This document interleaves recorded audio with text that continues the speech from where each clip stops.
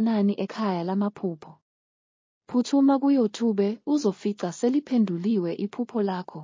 Search sichaza amaphupho ku-YouTube.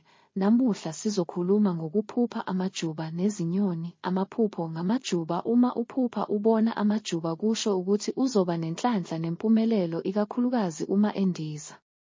Uma ubona amajuba amhlophe kusho ukuthi izinsizi zakho zizodlula maduze. Amaphupho ngezinyoni. Uma uphupha ubona izinyoni kungasho izinto eziningi ezahlukene. Uma uzizwa zicula kusho ukuthi kuzoba nenkinga maduze. Uma uzibona zindizela phezulu, lokho kusho ukuthi ukhohliswa ngabantu obucabanga ukuthi ungabethemba. Uma uzibona endle, kusho ukuthi uzozwa izindaba ezingalindelekile. Uma uphupha izinyoni ezinkulu, kusho impumelelo. Uma ucebile futhi uma uphupha izinyoni ezincane, kusho impumelelo.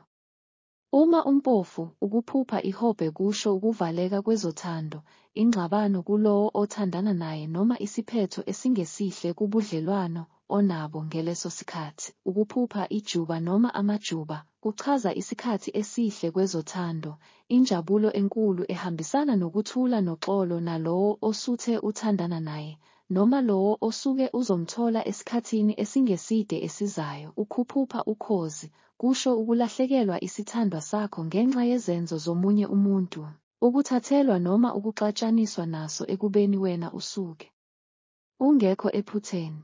Uma umusha kule channel bengicela ushaye subscribe uphinde ushare nelink. Siyatholakala ku-TikTok sichaza amaphupho. Usibhalele ku-inbox sikunikeze inamba ongabuza kuyo amaphupho njalo ekuseni. Nisale kahle.